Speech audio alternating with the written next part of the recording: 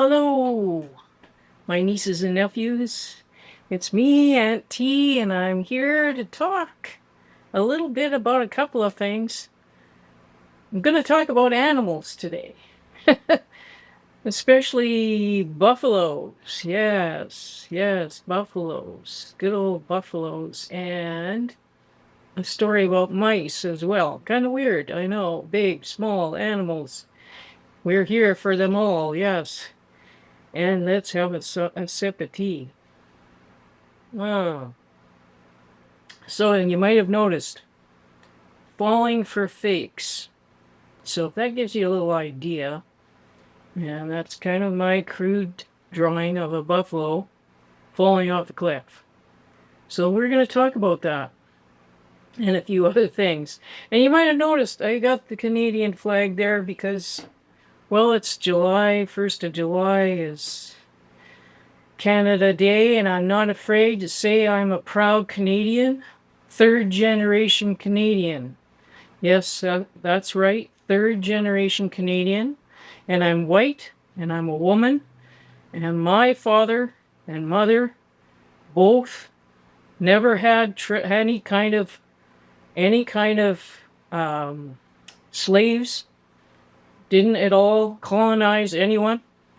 And same as my grandparents, from both my parents, none of them had any slaves or colonized anyone or hurt any First Nations in any way, shape, or form. Anyway, I'm an unapologetic Canadian. That's right. And I own it. And I think it's about time we all had a reality check here, like in Canada, that it's okay. It's okay to say you're Canadian. Don't be ashamed of it. Matter of fact, own it. Stop being apologetic. And stop saying you're sorry all the time. Don't be sorry. Let's stop that. So that's kind of why I talking about the buffalo here. There's an interesting story about buffaloes in Canada and in the US as well. It has to do with the way they were hunted way back for thousands of years, long time ago. There's actually a place that it's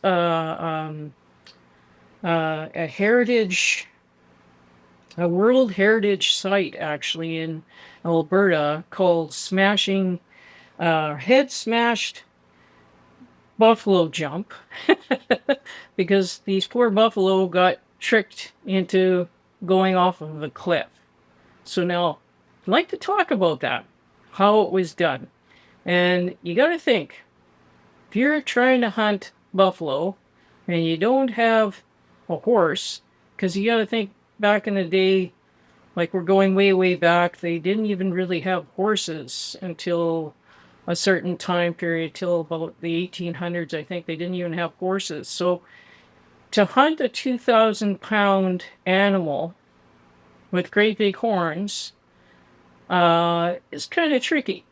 So it takes an entire tribe, which that's what often would happen, of planning and careful planning and getting to know the mind of a buffalo. So how they would do it is they would make a sort of a where these cliff edges were, that, and we're talking about where the Rocky Mountains and the foothills kind of met up with the prairies, and there'd be these cliff edges.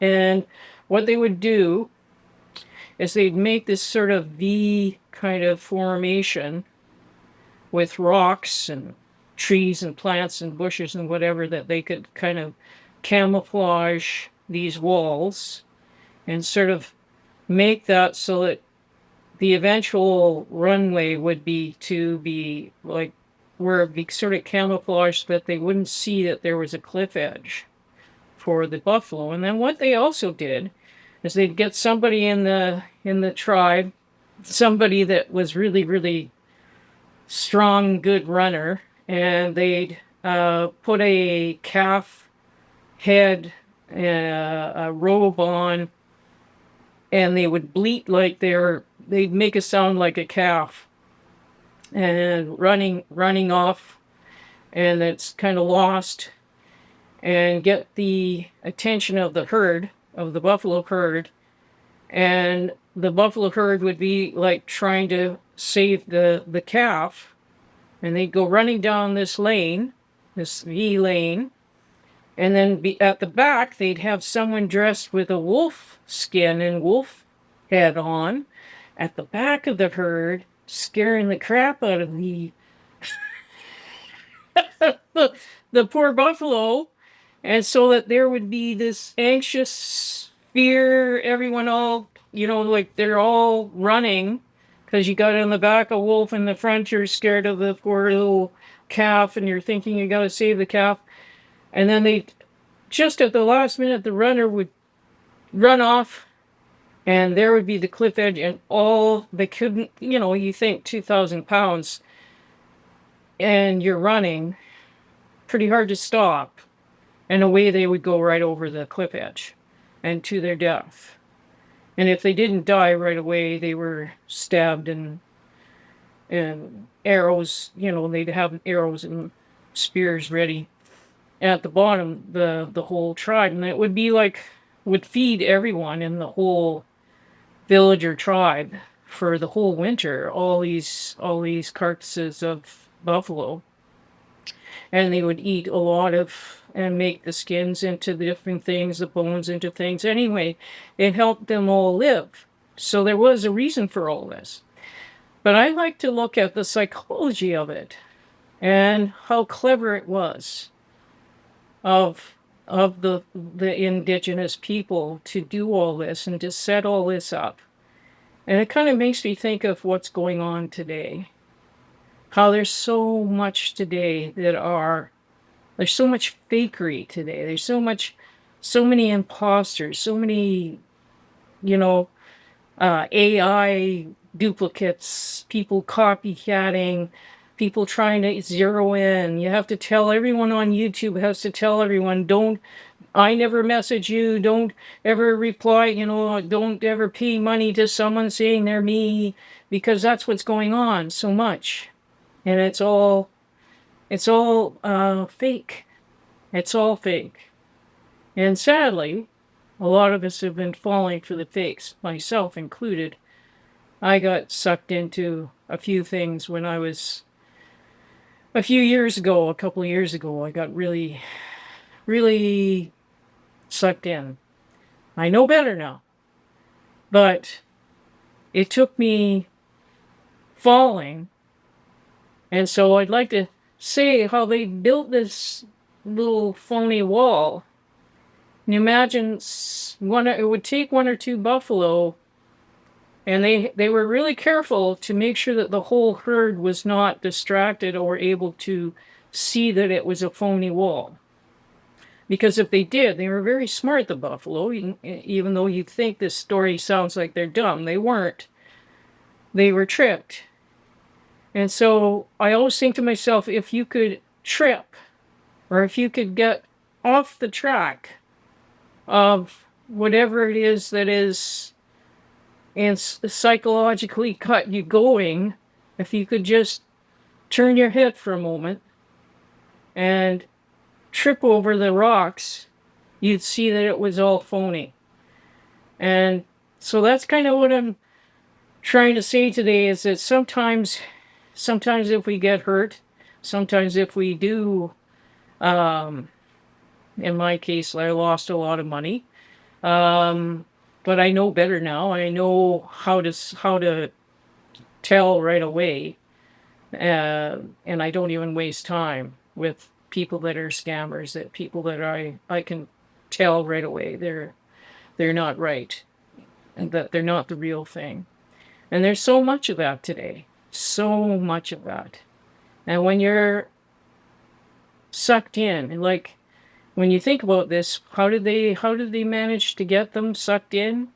Well, they used a little calf, someone pretending to be a calf, and they thought that the little calf was lost. And so, of course, they used people's empathy, they used people's compassion. And so in Canada, a lot of ways we've been used. A lot of ways we are believing, and we're believing the stories we're hearing, and we're allowing a lot of things to happen to us that shouldn't be happening. And so it's a bit of a warning, this video I'm doing today, in that there's so many things right now politically, and um, that we're being told this is wrong and that's wrong, and this is, you shouldn't be, you're a bigot if you do this, and you're a racist if you say this. But really, are you? Because when you think about it, what race is better than another?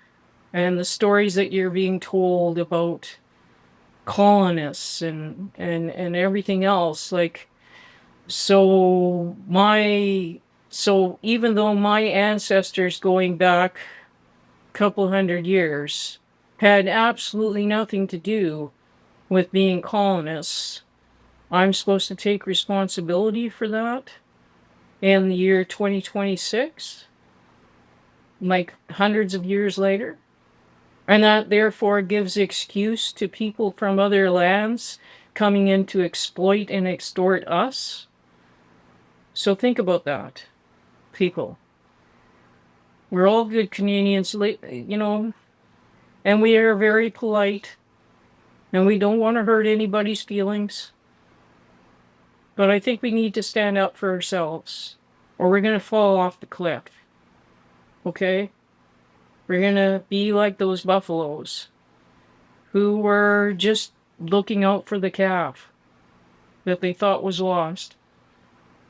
Don't do that. Trip over the rocks. Wake up and go the other way. Okay? So maybe that's something that has to happen. We need to trip over the rocks to wake up and realize, hey, this is a trap. This isn't right. And sometimes what you're hearing from the politicians that we have, you're being told that this particular group is far right or far left or whatever, far something, and when that isn't the truth. That isn't the truth at all. They're just normal people like you and me. I'm assuming you're normal. I'm assuming that you just want what's best for you and your family, and that you really just want to enjoy being a Canadian and enjoy what every Canadian used to enjoy. All the things that are great about Canada. Yeah, it's pretty darn cold here for about 6 to 7 months of the year. But, there's some other parts that are really, really good. Like the air and the water and the wildlife and the animals and everything around. It's a pretty beautiful place. So own it. Own being a Canadian. It's okay. It's all right. It's all right. Don't be apologizing. Take ownership of it. Remember who we are. And I think that's the other thing too. We don't know who we are. Like, who are we? If you're a Canadian, who are you? Don't go saying, well, I'm not American. I'm a Canadian. What does it mean to be a Canadian, not American? Come on. Come on. There's something more to it than that. There's a lot more to it than that. And I think that's what it is. We're going through an identity crisis as Canadians. We don't know who we are anymore. We're being told this or that or that or this. And we're feeling guilty about what stories we've heard about what possibly could have happened years and years ago. I'm not owning that. Stop owning that and stop apologizing. Okay? Or you're going to fall off the friggin' cliff. Okay? All right. So that's one story. Now, another story. It's going back. And I remember I said I was going to talk about mice. Gotta have a sip here. Okay, this story goes back. This kind of talking about mazes and talking about getting trapped. So when I was young, it's hard to believe I was young once. In my early 20s, I lived in Swift Current. This is just like, I think it was only like 1920. And I lived in a house with four other girls. Yeah, all around the same age. And I worked in the early afternoon from about 1 till 5 every day in a daycare center. And then on the weekends, like on Friday, Saturday, Sunday, or no, Thursday, Friday, Saturday, I worked evenings at a restaurant and till quite late in the night. And so that was a way that I was trying to help myself because I was saving up money to move to BC. So I had to work a couple of jobs. And while I was living there, we had a problem with mice. And because it was an old farmhouse that we were in. And this old farmhouse, unfortunately, there was a whole bunch of mice coming in through the basement. And we didn't know that that's how they were coming in. And anyway, long story short, they were eating all our dry goods in the cupboards. And of course, I had to be the mouse catcher of all the girls because nobody dared, you know, do all that, setting up a trap and, what if, there's a dead mouse in there, blah, blah, blah. They'd all freak out. So anyway, I was setting up these traps all the time, trying to catch, and I was getting pretty good. I caught a couple of mice in the traps, and every time I did, the other girls would all find them, dead and scream and yell and everything. Tracy, get rid of the mouse. Da, da. So, and this got to be a thing. And when you're working two jobs like that and somebody's screaming their lungs off in the early morning and you're trying to sleep because you came home at 1 or 2 in the morning, and it kind of is very irritating. Anyway, so I was the only one to do this job because no one else would do it. So anyway, this one mouse was really, really tricky. I mean, I had put cheese and I would like tie, a very fine, thread around the cheese on the trap, and the little bugger would grab the cheese and take off without the trap snapping. I mean, I had tried everything to get this mouse. And finally, what I decided to do is I set up this like maze with cereal boxes and other boxes inside of the cupboards. And I made it so that the mouse could not see around the corner of the boxes that the trap was there until it was too late, and then it couldn't back out. And so anyway, I finally caught this mouse, and of course all, my roommates of course had to go check, and of course they were screaming their lungs off, and I had worked, I think, I worked really late that night. And then I went out with girlfriends, or went out with the cook to a nightclub later. Yeah. So anyway, when you're young, you can do these things. Anyway, I was really kind of a little upset that they were all screaming their lungs out. There's a dead mouse. There's a dead mouse. Ah, Tracy, get rid of the mouse. So I'd come downstairs all half asleep, and I finally caught the mouse. and wrapped up the carcass in some paper and threw it away. And then it was the next morning and screaming again. And I'm like, what in the world now? And this time they were with their boyfriends. A lot of the girls were screaming. They were standing on tables and everything. There were little baby mice running all over the kitchen floor, everywhere, just scattering everywhere because I had killed the mother, unfortunately. And these poor little mice were starving, obviously, because their mother was gone. And the boyfriends were running around catching these little mice by the tails and scaring all the girls and running. It was quite a. And I felt bad because, I killed the mother, and. But it's another story of entrapment. Another story of that I managed to get that mouse. Why? Because the mouse couldn't see around the corner. The mouse couldn't see what was the ultimate demise for her, poor thing. And she got caught. So the moral of the story is don't go following everything if you can't see totally how it's going to end up. Be careful. Don't believe everything you see. Don't believe everything you hear. Watch out for copycats. Watch out for fakes.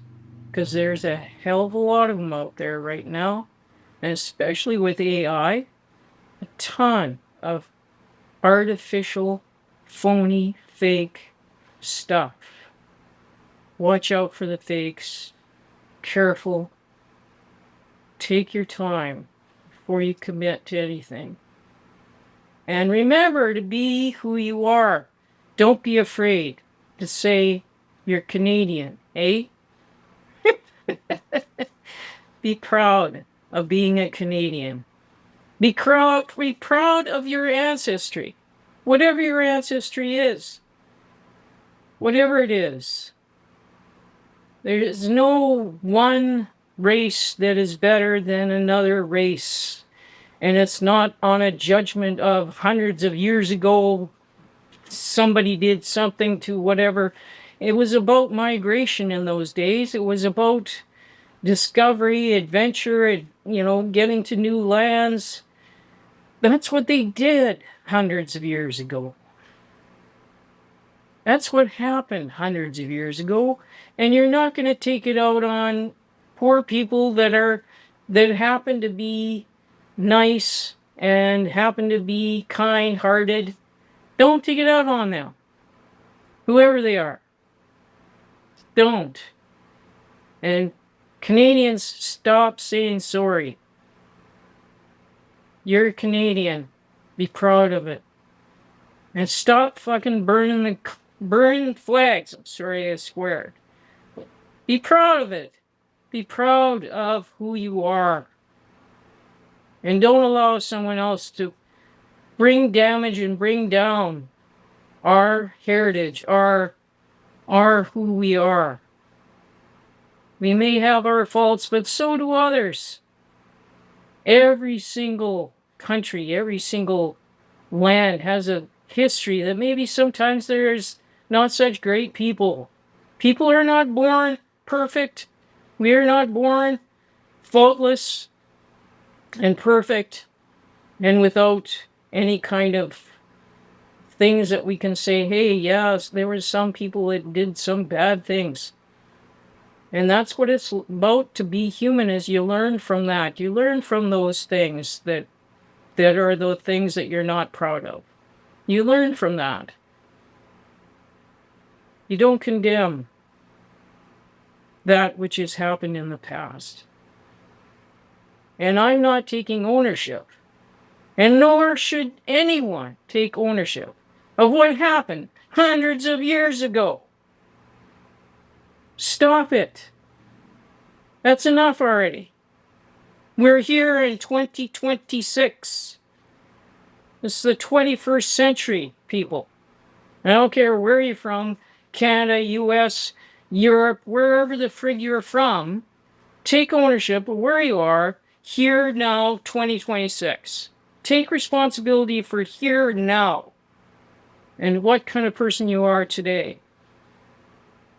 Stop blaming the people here now for what happened hundreds of years ago, and you don't even know what truly happened hundreds of years ago because you weren't there. So why should the people that are living today take responsibility for that? It's not right. So anyway, stop falling for fakes. Don't be like the poor buffalo. 2,000 pounds. Can you imagine? They are 2,000 pounds.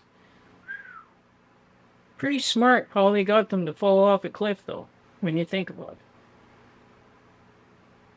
Don't let it happen to you. Trip. Open your eyes. Look the other way. Don't get stuck in the trap. And I hope you're enjoying your summer. Ta-da.